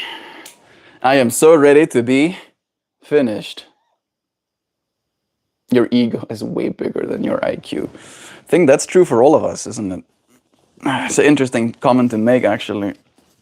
Ego being bigger than IQ. Again, I don't consider myself more intelligent than anyone else. I feel like I did say it, at least in our stream topic, that I consider all of us way more intelligent than we have become convinced that we are. All right, that is my teaching. You guys are my family. I'm not going to let divisive, hateful people remain in this space. We love you. We love you, Sam. Thank you for keeping this space safe. Salutations, warmbloods. I must leave this rock to patrol my borders and keep the scavengers at bay. Stay scaly until my return. We value your sacrifice. Thank you for patrolling your borders. Hoopty hoops.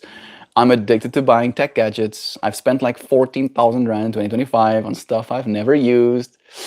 Are you originally from South Africa? I am, Kid D. Ek is Suid-Afrikaanse seentjie. I get the whole tech addiction. Only buy stuff that you use, bro. Like, I mean, you literally said stuff I've never used. Don't buy stuff that you don't use. It's good for you to not. How did you change your voice? That's cool. How did I change my voice? I spoke a different language. I just noticed that my chat had been frozen. Welcome back. It's insane. It's nice having you here, bro, again, in the present moment with us. I'm gonna now pull a card. I don't have a big poem. My poem was very simple, and I felt like it needed to be. And I could have spent time ruminating. But the point was to not. The point was to not ruminate. I'll pull from the other deck again, yeah. This is the deck. The Work Your Light deck. Let me shuffle these cards a little bit. Okay.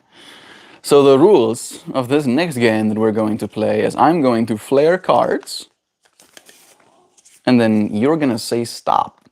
And then when I see a stop in chat, no matter who sends it, and I want you all can send it even, all right? Whenever you feel this card needs to stop, that's when I'm going to make it so.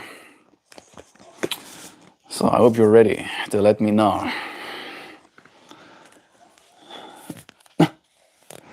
That was really quick. That was really quick, Kiddy. You can send another one, but I just got started. Laughs at me. You find that funny? You think that's funny? Forget the funny thing.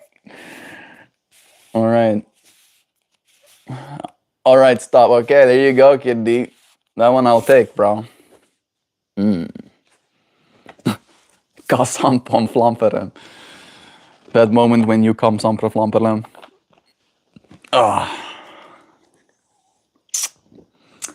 This one is gonna be one of those, right?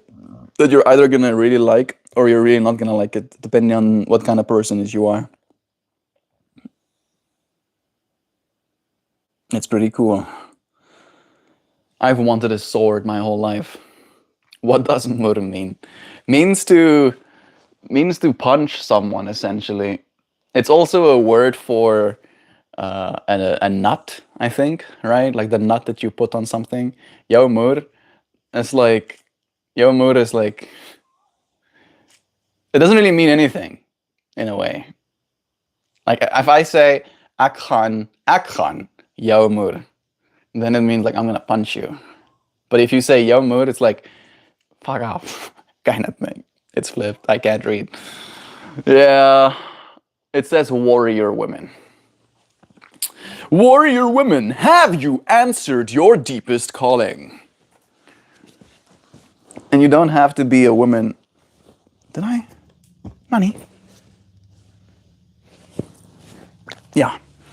Hiding in all of my layers. But I'm not a woman. You don't need to be a woman to absorb what this card means, dude. I think that's what I meant with you're either gonna like this card or you're not gonna like this card, because some people don't even want to for a second consider the fact that they have feminine energy.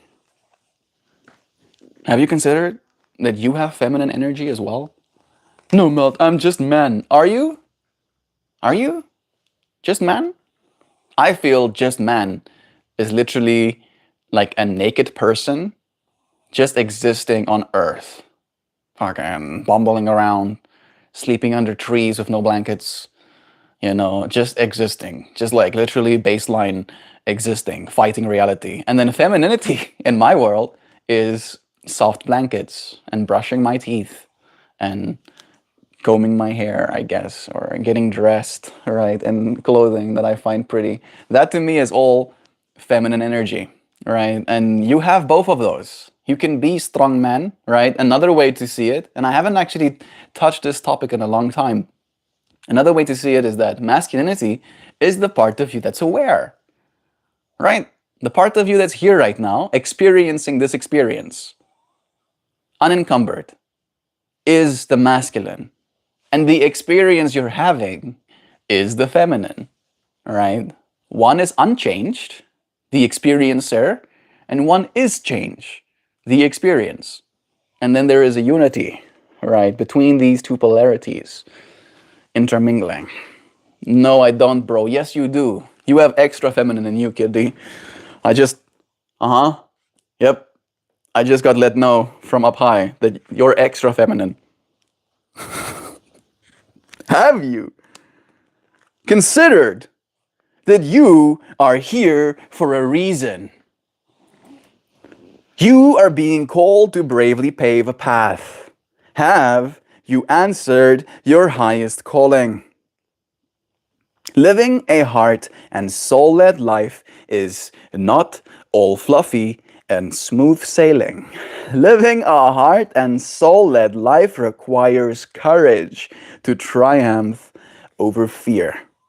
So often our fears are the gatekeepers of our greatest gifts, and the more resistance we have towards answering a call, the more important it is to our soul's growth. Sometimes fear is an indication that you are facing the right way. Joan of Arc was known for her courage and her famous line, "I am not afraid. I was born to do this." But the thing about courage is that it's not possible without fear. So if you're feeling afraid, what is needed is courage, and courage comes from living from your heart. Think of your fears as opportunities to expand rather than things that are holding you back. If you look at your fears in this light, then as uncomfortable as it may feel, it's actually a sign that you are on the right track. Have you answered your deepest calling? Pretty rough question to consider. I don't want to consider if I've answered my deepest calling, Melt. Not first thing in the morning. When else? When are we gonna start considering our deepest calling? Hello, Melty-san. It's Mammy again. Hey, Mammy. It's nice having you. I like the colorful ensemble. Thank you. Colors here, colors there, colors to the side of me, and then a nice little black backing. All right, creating a space of contrast for myself. My coffee is done before 11 a.m. Yay. I get to track my metrics. Did you write that? Nope. This was written by a lady called Rebecca Campbell, I think. Artwork, yeah. The artwork was by Daniel, I think it's Daniel Knoll, and then the writing was Rebecca Campbell. Yeah, pretty cool. Little bit of a thing to think about, isn't it? You cannot be courageous without being a little bit scared. I don't drink coffee or tea, only cold beverages. You poor thing. I'm sorry, I don't really mean. Yo, is the boy. Hello, Gab. Mammy, mammers. Oh, yeah. That's so cute. Yeah, Gabby Goo is still here with us. Your inner voice is amazing. That's awesome. When are we going to consider our deepest calling? Maybe in a little. Maybe I'll start considering my deepest calling tomorrow. Maybe I'll do it tomorrow. Deepest calling. No. No. Deepest calling today, okay? Deepest calling every day. Forever. You poor thing. You poor. Did you find that funny? You laughed. Good. Good. Are you still away or back home, Mel? I'm away for a while. I'll say, Mammy. I'm gonna get married and become an American. I will become American, and I'll do as American do. I will go Taco Bell and you get Baja Blast. I haven't been to Taco Bell, and I haven't had a Baja Blast yet, but I feel like that's very stereotype I can make. Procrastination, mammy. Like I'm making these connections, and I'm making sure that these are the right connections. Mammy is one of our old school ARPAN friends who used to do art streams as well. I remember she did this beautiful Ukrainian trident, right? At one point. I don't know if I'm making that connection correctly. She lives in the UK, right? That mammy? I am locked in on the right mammy. Bro, is that a Samsung tablet? Yes. Yes, it is. A Samsungius tableto. Who married Taco Bell and Baja Blast? The priorities say, you must know. Yes, every day, Taco Bell and Baja Blasting myself. I don't know why I'm saying these things. Sometimes I say things, and then my poor ego starts having a conniption fit about it. It's like, no, I don't eat Taco Bell and eat Baja Blast. It's like I'm doing that all the time. Me poking fun at my poor ego, losing its mind. Here is yesterday's piece. Very bright. Let me see if I can get it to focus up. That was what I meant. Every day, T-Bell would give you a toilet permanent makeover. Oh my goodness. Yeah, I'd rather not. I'd rather. Oh, Joe. Joe is here with us. I didn't know that. That's wholesome. Joe. Remember I was talking about the dragon show? There it is. There's a little dragon that I put in there. Yesterday, me and Joe, when we went to Chad's place, we played a game called Wormspan? Wormspan. It's like a dragon game. And way before we played that dragon game, before I knew we were gonna play a dragon game, while I was making this flower, I made this little dragon. And I was like, I'm gonna use that dragon as a focal point, as a piece in my flower. That's cool. You like that, Kid D? Yeah, that's me, oh. This is me. I took a photo of myself and then I melted myself into a psychedelic flower. No! Damn it! Like I'm fine. I'm so calm. Yes. I'm like the most chillaxed. I'm so calm. I'm like so relaxed. Did I have a cool name? I don't know what you're asking exactly. My hard eyes. Nah, you're thinking of the very talented artist. What's her name? Oh God. Wasn't she also a type of mammy? Gem. Yeah, Gem. I think her name was Gem. Maybe I'm missing it. I can't remember her name, but she lived in a mobile home with her boyfriend and beautiful dogs. Exactly. Yeah. For some reason, I was making the connection that that's who Mammy was. I remember you, Mammy, from the ARPAN days as well, but I was like having my wires crossed a little bit, I guess. I'm happy to confirm. Thank you for letting me know so I can tune my mind. I'm the one who always had to leave your streams to go cook food. Oh yeah, of course. I'm just imagining like part of the fractals of No Food Talk. Do I have a cool Kid D? It's not cool. Not the coolest. Gem, that's her. Yeah. Beautiful psychedelic flower with a delightful accent. She does have a delightful accent. Gem, that's her. All right. I was gonna show you how I turned myself into a flower, but I paid for the software, and I think the person that made the software had some sort of thing implemented where it queries my Play Store to confirm that I have in fact paid for this app before it allows me to open it. And then it yeets my previous project file into the fucking shadow realm every single time, and I breathe mindfully about it. I'm becoming even more yogic. Yes, I will change the big D when I turn 18.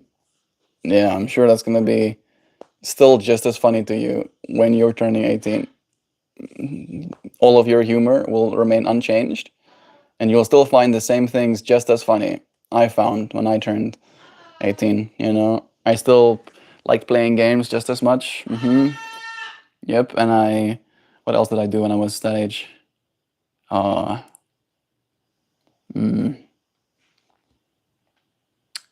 you'll still be just as edgy. Do you play Minecraft? No. No, I don't. I don't play any games anymore, Kid D. That's one of the things that at least happened to me as I became an adult. It started dawning on me that I am in control of my life and its direction. And then when I control a game character, I basically seat. I give away the control that I have over my life in order to control this character in this game. And I can't shake that feeling where it's like, oh my goodness, I should be playing the real game. I should be doing push-ups in real life instead of doing push-ups in game to make my game character stronger, right? And it is kind of like, in the Buddhist perspective, you're literally grinding on a game character. This is like game character. Doesn't matter. Doesn't really matter, technically, but matters enough to me. Who's screaming? That's the bird. The bird can be vocal. That looks just as colorful as your clothes. That's the point. That is the point. I'm gonna make another one of these today, and it will be these colors because that's what I wanted to share. I take what I wear every day, and then I make that my flower. Hey, remember me? I was in your live stream when you moved in. Melanie Gilmore. I think I do remember you. I think you'll have to show up a little bit more for me to really know you, remember you as like a person instead of just the username. But the space is here every single day. I show up with all of you friends. Games are okay as long as there is balance. Yes. Yes, exactly. All right. Like games should be something that you give yourself after you've done everything else, right? After you've done your chores, after you've like spent time calling your mom or whatever, after you've like done all of these human things and you're like, okay, what am I gonna do now? I've done all of the things. Then you play some games about it, but not before then. And I never get ahead. I always have more things to do. I always have so many things to do that by the time I think about playing games, the day is already over and I need to go sleep. I think it's about what you value. I'm a bard, a storyteller, so I get a lot more out of video games than most folks. Yeah. I wanted to, and maybe I will one day, play Baldur's Gate, the third one that came out. Your house is full of my taste. You want to see some cool stuff? Look at this. Let me zoom until I switch lenses. Come on. There we go, okay. The lenses switched, and then there's a little sticker of mine. I'm gonna do like a little scan down, like.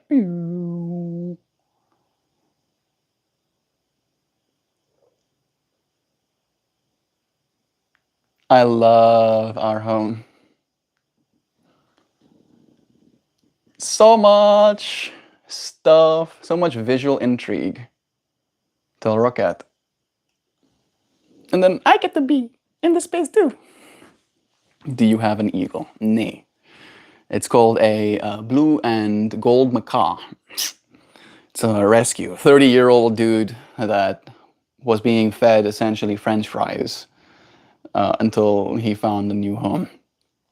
It's like the stream, you talk about your art and show us your art and then go and make more art so you have something to show us next time you stream. It's kind of like that, Mammy. It's kind of like that, yeah. Why are you ignoring me? Because it's a dumb question. Thank you, Sam. Yes, asking me if I have an eagle. It's like, I think it's illegal to have eagles. And many people don't. Maybe I look like that kind of person. Maybe I look cool enough to have an eagle. All right, perching my eagle up on my arm. Looking all eagle trainer-like. Is that how it is?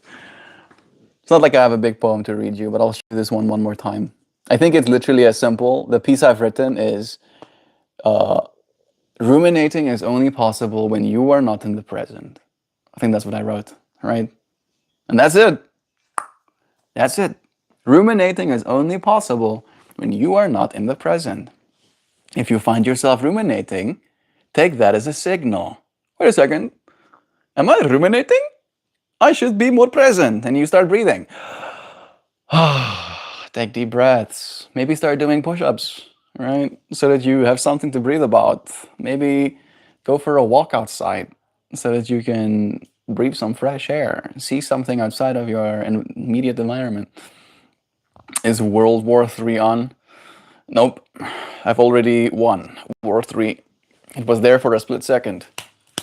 And then I finished it up. You know, Superman, all of their tanks. I did that thing where I like tied their tanks nozzles, barrels, thank you. Tied their barrels in like big old knots. So all of the tanks are no longer shooting. You know, made all of the planes go back home. Landed, made those dudes walk out of their planes back to their wives and children, you know, so they can be happy instead. War's canceled.